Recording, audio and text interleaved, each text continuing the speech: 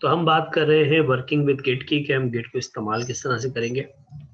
तो जब आप गिट इंस्टॉल कर चुके हैं, कॉन्फ़िगर कर चुके हैं, अब आप यहाँ पर गिट जीयूआई देख सकते हैं। ठीक है, ये आपके सामने एक सॉफ्टवेयर आ जाएगा रिफॉर्म की तरह का, क्रिएट रिपोजिटरी, यहाँ से आप काम कर सकते हैं। ठीक है, आप क्रिएट रिपोजिटरी करेंगे, वो बताएगा कौन सी डायरेक्टरी को आपने रिपोजिटरी में शामिल करना है, आप वो डायरेक्टरी सेलेक्ट कर लें एंड दैट्स इट, आप क्रिएट कर दें, रिपोजिटरी आपको मिल जाएगी। लेकिन इससे ज़्यादा मैं आपको एक चीज़ बताने वाला हूँ।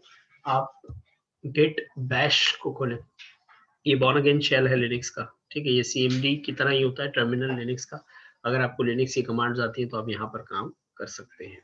तीसरा ऑप्शन जो हमारे पास है वो है सीएमडी। तो गिट सीएमडी जो है बेसिकली ये हमारा कमांड प्रॉम्प्ट है। ठीक है, और इसके अंदर हम काम करते हैं। मैंने कहा मैं चला जाता हूँ डी ड्राइव के अंदर, और डी ड्राइव हमारे पास अवेलेबल नहीं है शायद। लेट्स सी हमारे पास ड्राइव कौन सी है। हम एक ड्राइव के अंदर एक फाइल रखेंगे। Okay, this is my D drive. Okay,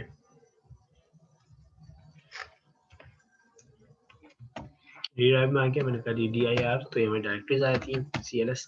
अब यहाँ पर मुझे एक नया फोल्डर बनाना है, तो हम विंडोज के अंदर जाके यहाँ राइट क्लिक करके फोल्डर बना सकते हैं।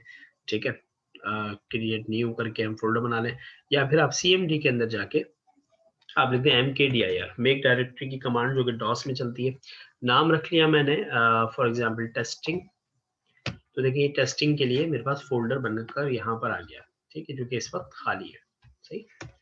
अच्छा, अब ये टेस्टिंग के फोल्डर में हम चलते हैं, यहाँ पर आए, मैंने कहा CD टेस्टिंग, तो हम इस वक्त टेस्टिंग के फोल्डर के अंदर है। ठीक है, अब हमें जो है वो एक पहला जो है वो गिट पर काम करना है हमें। तो इस फोल्डर के अंदर अगर हमें रिपोजिटरी बनानी है तो हम क्या करेंगे, हम लिखेंगे एक command git initialize, INIT, enter कर देंगे तो इनिशियलाइज एम्प्टी गिट रिपोजिटरी। तो बेसिकली एक रिपोजिटरी बन गई टेस्टिंग के अंदर जो कि एम्प्टी है इस वक्त, और यहाँ देखें एक फोल्डर आ गया जो कि हिडन है गिट के नाम से। ठीक है, अगर मैं यहाँ पर मेरे फोल्डर ऑप्शन में जाके हिडन आइटम गायब कर दूं तो देखिए मुझे नजर भी नहीं आएगा। ठीक है, ये रिपोजिटरी बन चुकी है डॉट गेट के नाम से, लेकिन ये हिडन है क्योंकि ये हमारे पास मैंने शो किया हुआ था हिडन आइटम, तो इसलिए नजर आ रही है। इसके अंदर काफी कुछ होता है। ठीक है, इस पे हम डिस्कस करेंगे, तो फिलहाल मैंने इसको हाइड ही कर दिया, दैट्स इट। तो रिपोजिटरी मेरी बन गई। अब क्या होगा, मैं जब जब इसको कमिट करूंगा इस फोल्डर के अंदर, मैं कमिट करता चला जाऊंगा, मैं लिखूंगा गेट कमिट लिखना है बस, मैंने एक कमांड है। ठीक है, जैसे हम वो कमांड देते हैं तो हमारे पास से जो है वो नई रिपोजिटरी हमारी रिपोजिटरी के अंदर कमिट हो जाता है और एक फाइल ऐड हो जाती है। ठीक है, अब क्या करेंगे हम, फॉर एग्जांपल यहाँ पर मैं एक पहली फाइल बनाता हूँ, और ये फाइल टेक्स्ट डॉक्यूमेंट है, इसका नाम है afnan.txt। ठीक है, इसमें कुछ भी नहीं लिखा हुआ, ये खाली फाइल है। ठीक है, और मैंने यहाँ पर आके कहा, पहले हमें स्टैक करना पड़ता है फाइल को, फिर हम कमिट करते हैं। ठीक है, जितनी भी फाइलें हैं, जितने भी फोल्डर में स्टैक करना चाहें स्टैक कर सकते हैं। हम किसी फोल्डर के अंदर मौजूद, अगर मेरी ये रिपोजिटरी है, जो ये टेस्टिंग का फोल्डर मेरी रिपोजिटरी है, इसके अंदर मौजूद सारी फाइलों को एडिट करना चाहें वो भी कर सकते हैं। फॉर एग्जाम्पल मैंने कहा जी गेट ऐड, ये मैं स्टैगिंग कर रहा हूँ, मतलब मैं लाइन अप कर रहा हूँ फाइलों को जिनको मैंने कमिट करना है बाद में। ऐड के बाद मैंने कहा afnan.txt, तो इसका मतलब ये सिंगल फाइल में स्टैक कर रहा हूँ। अगर मैं ऐड के बाद स्टैरिक लगा दूं, इसका मतलब है तो मैं तमाम तर फाइलों को स्टैक कर रहा हूँ। ये किया तो देखें उसने कहा सॉरी, ये देखें मैंने कहा गेट स्टैक और ऐड या स्टैक स्टैरिक, तो ये सारी फाइलें इसने ऐड कर ली है स्टैकिंग में। ठीक है, और मैं कहता हूँ गेट कमिट। जैसे मैंने कमिट किया तो ये कमिटिंग यहाँ पर, अच्छा यहाँ पर कोई एरर आया गालिबन, waiting for the editor to close the file,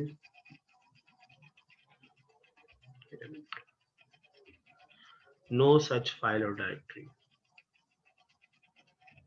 और एक्चुअली मैंने जो अपना एडिटर रखा था वो रखा था sublime.exe।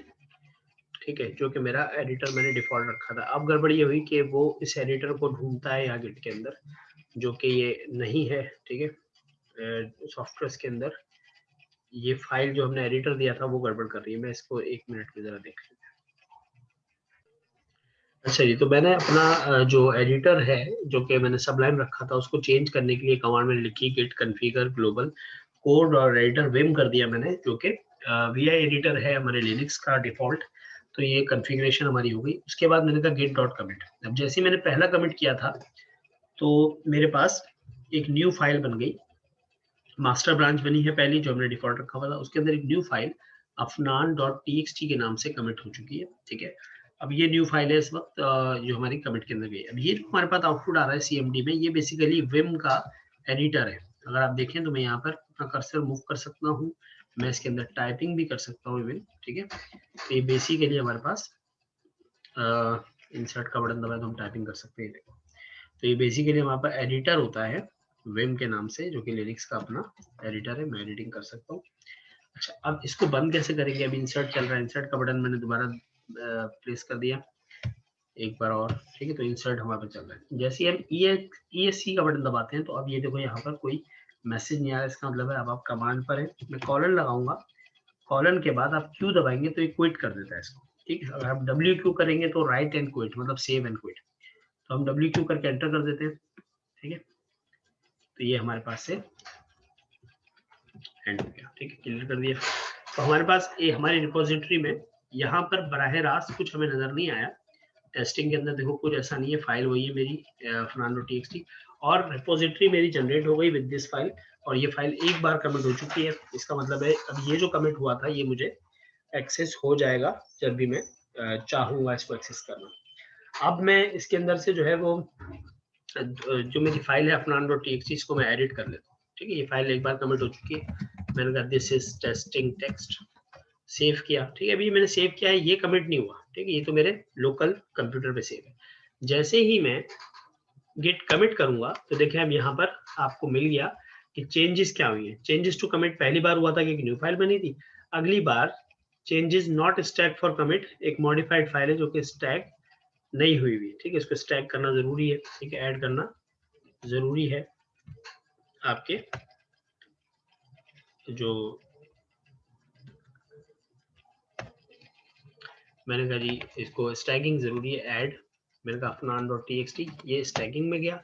अब जब मैं कमिट करूंगा तो वो शामिल हो जाएगी। ये देखो एक फाइल दोबारा से उसमें ऐड हो गई। ठीक है, तो ये क्या होता है कि एक वो फाइल जो मॉडिफाई हो रही है, लेकिन आप अगर उसको स्टैग में ऐड नहीं कर रहे तो वो कमिट में नहीं जाएगी। वो होगी तो सही आपकी रिपोजिटरी में, लेकिन वो कमिट नहीं होगी। ठीक है, आपको उसको स्टैग करना जरूरी है, फिर आप कमिट करेंगे। ठीक है, तो अगर सारी फाइलों को ऐड करना है तो आप कहेंगे गेट ऐड और स्टैटिक लगा देंगे, तो सारी फाइलें आपकी कमिट में चली जाएंगी। ठीक है, अगर आप किसी पर्टिकुलर फाइल को पुश करना चाहते हैं तो आप इस तरह से पुश कर लेंगे। तो आपकी रिपोजिटरी बन रही है। यहाँ पर अगर हम हिडन फाइल दिखा दें तो ये गिट के अंदर आपकी रिपोजिटरी बन रही होगी डेफिनेटली। अब देखिए इसके अंदर एक फाइल ऐड हो जाती है इंडेक्स के नाम से, एक फाइल ऐड हो जाती है आपके पास कमिट एडिट के नाम से। ये जो कमिट एडिट है बेसिकली ये वही फाइल है जो अभी मैंने आपको दिखाई थी। जब जैसे हम चलाते हैं कोई भी कोड, मैं इसको आपको रीड करके भी दिखा देता हूँ। जब भी हम कोई कमिट करते हैं तो कुछ टेक्स्ट लिखा हुआ आता है, वो टेक्स्ट बेसिकली इस फाइल में लिखा होता है, ये लिखा हुआ।